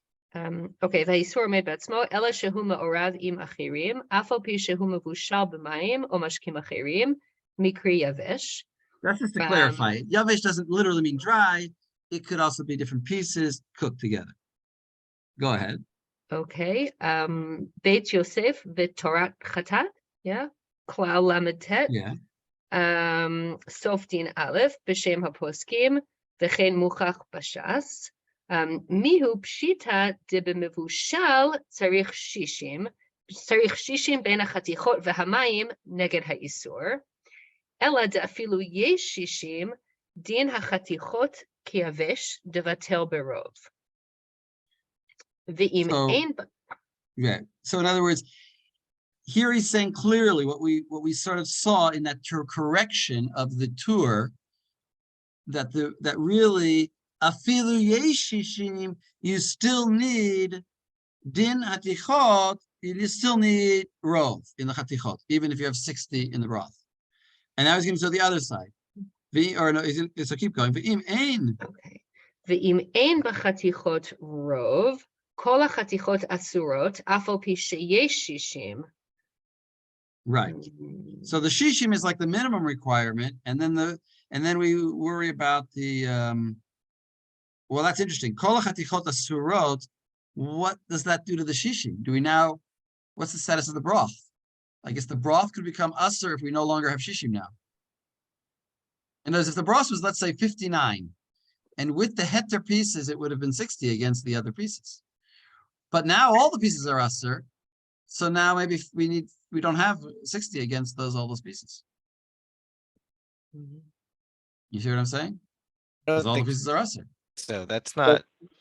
Sorry, would you mind saying it again? I like kind of missed your last point. Yeah, let's say I have a case of, let's say, I'm taking the worst, like you have 59 broth, 59 units of broth, and you have 10 units of pieces, and the pieces are 5 heter and 5 isser. So They could be asur no, without not being 5 heter and 5 osir. isser. What? So it's 10 permitted and 5 isur, I guess, because that would be 2 to 1, right? Or no, let's say 1 isur and 1 heter. So against the isur, you have 60 because the heter piece combined with the 59 broth. Let's say you have 1 heter and 1 isur and 59 broth. So the 1 heter joins with the 59 broth, and that's 60 against the 1 isur. But you have 1-to-1 isur and heter in the pieces, so the pieces are usur. You don't have rov.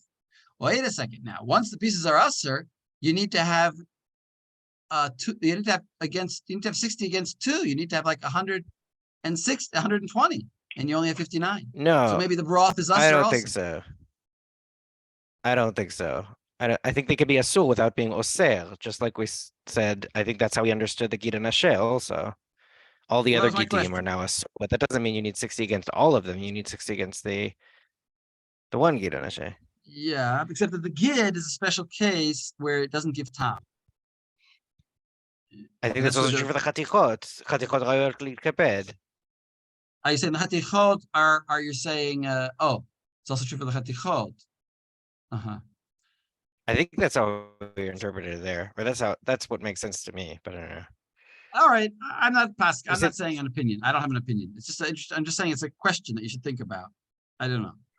Maybe that's not what he's saying. He says, "Aval afilu yesh shishim dina chatichot kiyavesh." Oh no, ve'im ein b'chatichot rov. That's right. In the shach, kol chatichot asurot afal pi sheyesh shishim.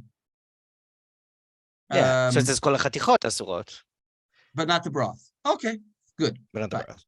Okay, I'll go with you. Let's look at Vav. Sorry, just assuming that there is still shishim in the broth, right? Well, no, that's my question. I was saying, it has to be, or else because there's a mixture out there, right? So while you separate it, right? So you have the chatichot on one end and then the broth on the other end. But at the end of the day, I want to get to the next shach. The next shach we got to get to. Read the next shach. Vav. This is the main shach. Okay. Chad bitrei batel klomar berov kidichtiv acharei rabim lahatot. So wait a second. That's a klomar. You know about when you see Rashi klomar, it means don't read it the way you're supposed to read it. Read it the way I'm telling you to read it. Don't read it the way it seems to be. I am rereading it for you. It's the same thing here. Klomar berov. When it says betray batel, when it says chad betray, that just means berov. Don't think it means that if I have like 10, I need 20 against it. Like 51% would be sufficient? Exactly. So why does I was bothered by, if that's the case, then why does the Gemara all the time say chad betray? I'll tell you why. Because chad betray is the minimum units you would have. In other words, if you have 1, you're going to need to have 2 against it. If you have 3, you need 4 against it. If you need 7, if you have 7, you need 8 against it. In other words, but if you're starting with 1, then you need 2. So 2 is like the minimum you'd need to mevatel something else. But it's rov is all you need. You don't need 10 against 20. It's not like you need that ratio of 66 to 33.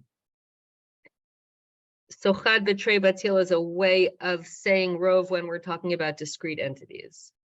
Well said. All right, so go on. All right.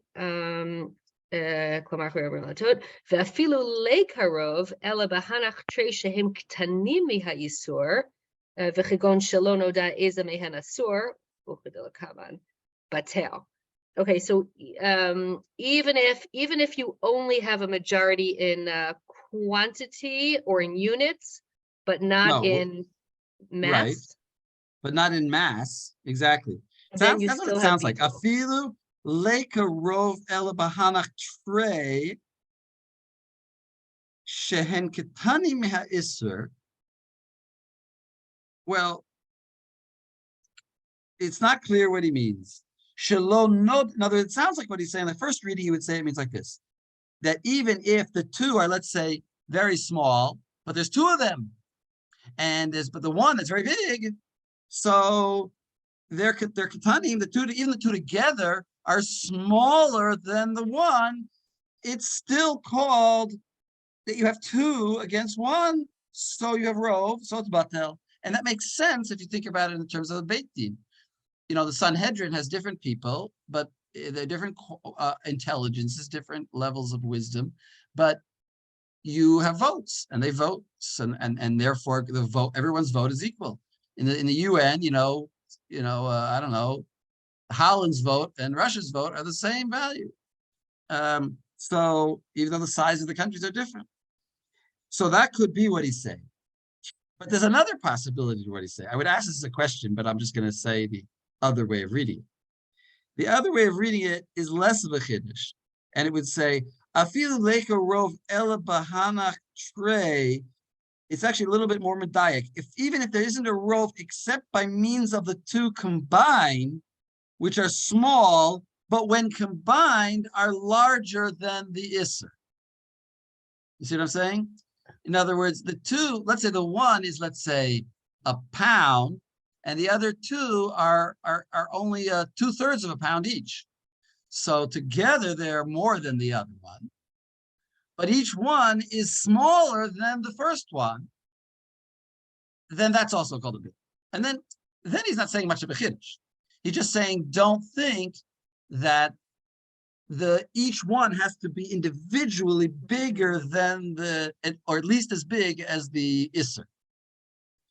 Right? It almost is like medayik. the sides of the triangle. Every two of the sides have to be greater than the third. The two combined have to be greater than the isser, right? Afilu leka rov ela bahanach trei. In other words, there is a rov in the tray of quantity of not only but of size. Shehem katani meha isser. They're katani meha isser, but together they're not katani meha isser. Shelo noda eze mehen asur. What does he mean? Shelo noda eze mehen asur. He means that, for example, it could be that one of the small ones is the isser, but it could be the worst case that the big one is the isser. So you've got two small ones and one big one. It could be that the big one is the isser, but he's still bigger. But the two together that are small are still bigger. Or he could be saying the first way we read it, that the two together are small, and all we care about is numbers. So look at the Pitchei Tshuva. So Pitchei Tshuva discusses this. So Ilana, you want to read the Pitchei Tshuva Aleph? Yeah, Betrei Batel there. Yeah, yes. Okay. Ayen Pri Chadash Demesik Dechol Dehu Tvei Mimechetze Sagi.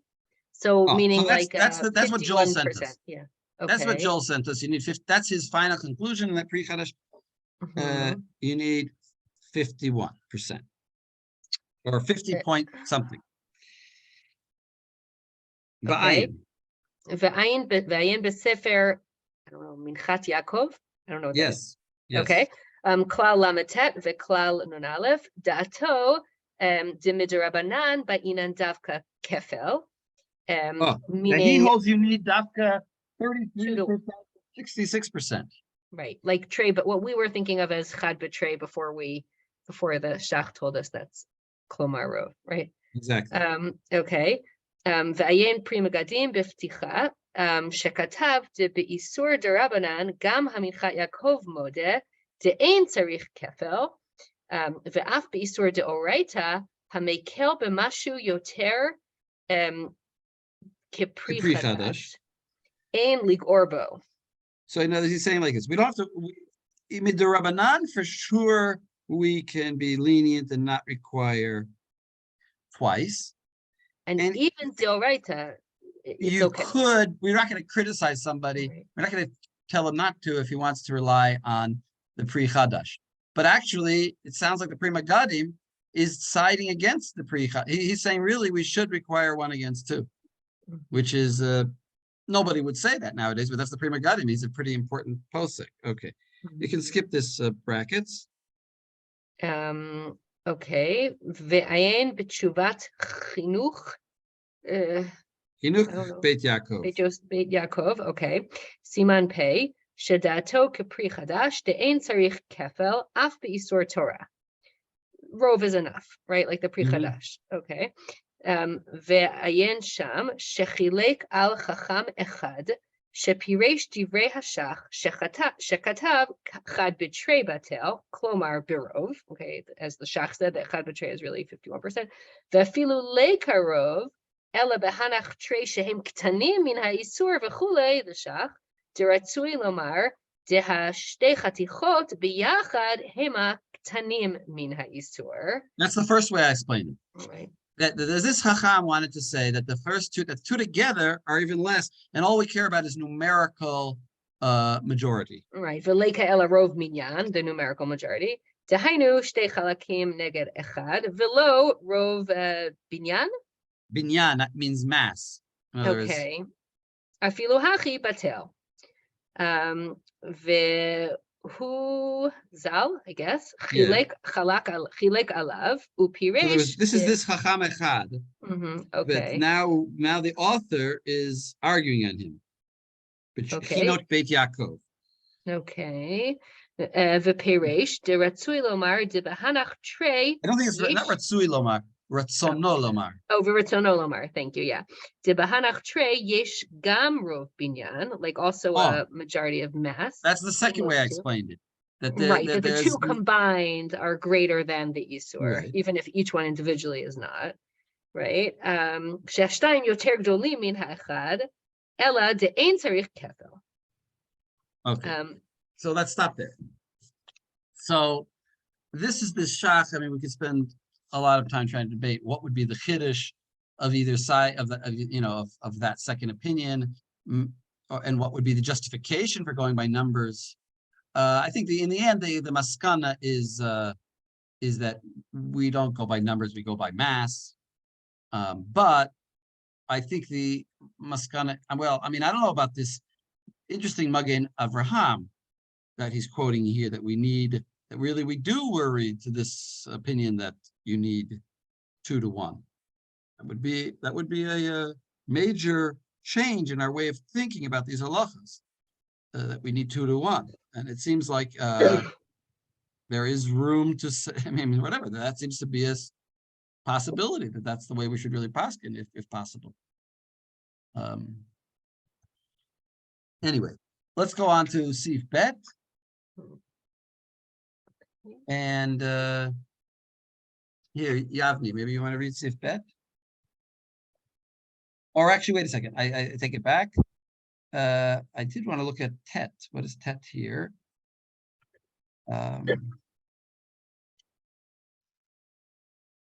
Yeah, maybe Yavni, you want to read Tet in the Shach? So Tet in the Shach is going, Afilu Yavesh beYavesh Tzrich Shishim, when V'shelo b'mino, when it's not its type, shelo b'mino, right? Eno mino, v'lo makiro, but you just can't figure out which one is which, then you need 60. And now we're going to see that same opinion that we saw before. Kevan is the Ran, I believe, yeah. Kevan shim yishvashlam yiten tam. If you would cook them, they would give taste. So that's why we're more strict by min eno mino. V'zel lashono umihu ki amrinan b'yavesh chad betrei batel afilu midorabanan hanimili min b'mino kevan de midoraita afilu lach belach beruba batel lo ichmir rabanan b'yavesh. They didn't extend their gezerah to yavish. All right, so read from there. Deah, אי אפשר למתי לידי איסור דאורייתא, אבל מין בשאינו מינו. Because in min b'mino, the worst you could do is get a isur derabanan if you cook it together. Because deoraita, yeah, anyway. אבל min בשאינו מינו דבלח בלח, אז לינן בתר טעמה, אפילו ביבש נמי באינן 60, כי היכי דאי מבשל להו, לא ליתי לידי טעמה, דהווה איסור דאורייתא, עד כאן לשונו. עד כאן לשון הר"ן. So explain that. So we're saying that because if for cooking it together, lach belach, like where it's actually mixing, we're talking about a case of eno mino. Right. I'm just eno mino. Right. Yeah. For cooking it together, min b'she'eno mino is deoraita, you need 60. And for min b'mino, you need 60, but only derabanan. Deoraita, it's batal barov, even lach belach. And that's why yavesh b'yavesh, you derabanan requires, it would be maybe, it's deoraita, it could be batel berov, but we require derabanan, we require 60 in case you come to cook it and come to a deoraita. And now there's Tom being given, right? Isur. And now that's Isur Right. Okay, and go on. Yeah. And then there's something, and then it says deoraita. Umivio bet Yosef, as we saw. מבואר מדבריו, דדבר שאינו אסור, אלא מדרבנן, אף שלא במינו, אין צריך 60 ביבש. דהה אי אפשר כלל, למתי לידי איסור דאורייתא. And so it seems from his word that any case where, sorry, yeah. No, go ahead, you explain it. So by this argument, any case where the mixture in lach belach would be only a derabanan isur, then in the yavesh beyavesh mixture, we only require berov, even derabanan. So in other words, even if it's min b'she'eno mino, but it's only an isur derabanan, right? Then you would never come to an isur deraita, even if you cooked it together. So then we could rely on rov. So you have an Isur D'Rabbanan, it's Batal B'Rov, even if it's Eino Mino. Right. That's a big Kiddush. That's a point that we didn't necessarily think of. The D'Rabbanan thing, that's Asur, but it's Min B'Eino Mino. I mean, what could be a case of that? What would be a case of that? What about like Stam Yenam or something? I don't know. Or even like kachal, udder cooked, with its milk, which is really or dam evarim. If you didn't salt meat and you cooked it, only d'Rabbanan, right? Because it's only a d'Rabbanan, dam evarim, the blood that's in the meat is only so that would be batel. That even if it was Eino Mino, even if it was something else, but you just couldn't tell which was which, it would be Batal B'Rov. In the Yavesh B'Yavesh case, like before it gets really mixed, like when it's not mixed, but it's confused. So it's sort of hard to construct a Yavesh B'Yavesh Min B'She'eno Mino case, because you can usually separate it when it's not Mino. Well, it could be a case where you don't know. You know that, like for example, you have 3 pieces of meat. Oh, min be'eno mino. Right. Yeah. Well, they say like this. The case is like this. They like to say that you have like chicken and meat mixed together, and I think we talked about this last week. And you just don't know. The person told you one of them wasn't salted, or one of them was a treifa, and you just don't know which one. And he went to halach. I think, did we see this together, or I just saw this by myself? Halach lo layam. Yeah. Who saw this? Nobody. Okay. He told you that you have a mixture of pieces, and one of them went. And one of them was treif, and one of them is not. And the person who told you that then went to Me'ever the Yam, or died.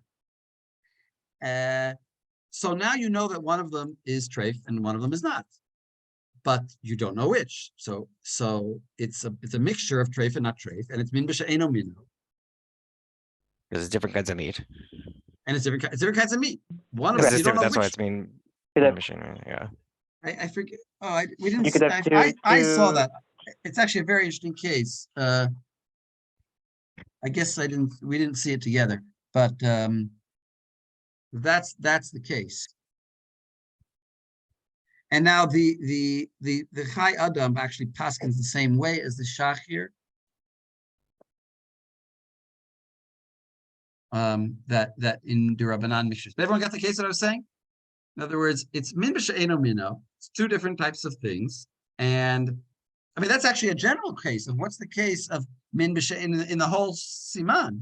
What is the case of min b'she'eno mino that's yavesh b'yavesh, and that's dry mixture together, and you can't tell which one is which. So one possibility is like bits of shawarma, tiny pieces. But then you could still say, also taste them. Have a goy taste it. Have a goy taste the pieces of shawarma. And each one he can taste. I mean, it's not practical, but theoretically you can taste them. But I gave you a case now where it will work, where there's no tasting possible. The guy told you that one of these pieces of meat, you got fish, you got chicken, and you got beef. And they're not even mixed together physically. They're just mixed together in the suffix. They don't even have to be in the pot together. They're on the table. Fish, chicken, and meat. And he says, one of them is treif. Gotta go. And then he dies or whatever. Or so now you have a mixture of min b'she'eno mino, yavish b'yavish, and you go after rov.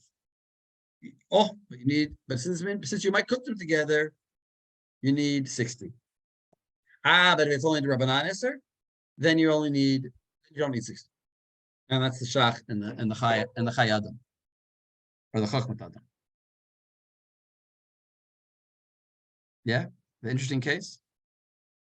Actually, I saw someone say that that's the only possible case.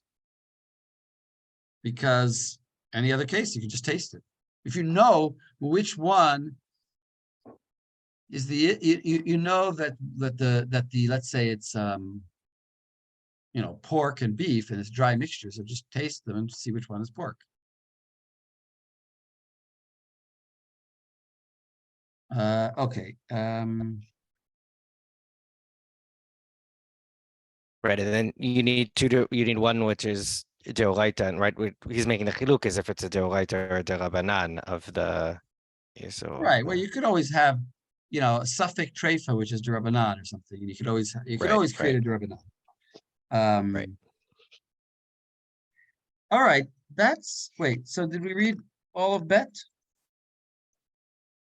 Oh no, we didn't read Bet. So let's read Bet. Here, Yavi, you want to read Bet? Sure. There you go. In the minute we have left. יבש ביבש שנתבטל חד בתרי, אם בשלן כולן כאחד, אפילו לאכול כל אחד בפני עצמו, אסור אם אין שם 60, מפני שהרוטב בנותן טעם ונבלע בחתיכות. ואם רוצה לבשלן יחד. That's exactly what we were saying, that's the correction of the tour. In other words, that's the Rashba after the correction. ואם רוצה, ואם רוצה לבשלן יחד ואין שם 60, מותר להרבות עליהם כדי שיעור 60 ולבשלן, ואין בו משום מבטל איסור. Oh, so this is a sort of obvious chiddush. On the one it's obvious, and on the other hand it's kind of a chiddush. He's saying you can let's say, put a lot of water in the pot and then cook them together, and now we won't come to an isser because it's batal b'shishi.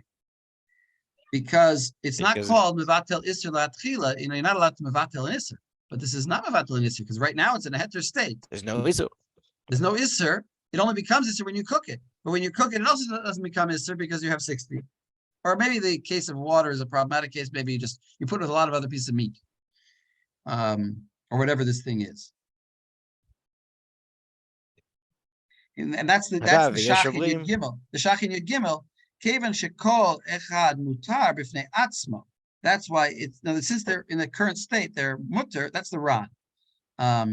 Okay, so just read the Ramah now. ויש אומרים, דאם נודע תערובת קודם שנתבשלו ביחד, הכל שרי, דאין חוזרין ונאסרין, מאחר שנתבטל ביבש. That was the Rosh. And now the Rosh finally comes back. We finally get the Rosh that Yesh Omrim. And now read, what does he say about this Yesh Omrim? ובמקום הפסד יש לסמוך על דברי מקילין ולהתיר. So he's saying in a makom hefsed, he doesn't say hefsed meruba, makom hefsed, I don't know exactly, in some kind of loss of some kind, you can actually rely on the Rosh, B'diavad. So everything comes around. We paskin like the Rashba, where the Ramah paskins like the Smag, but B'diavad is as lenient as the Rosh. Okay, shkoyach everybody. A cute Siman, I would say. Next week we'll do all of Kuf Yud in one go. That's the plan. So we'll skip a bit. And we're gonna skip, I have to say, here,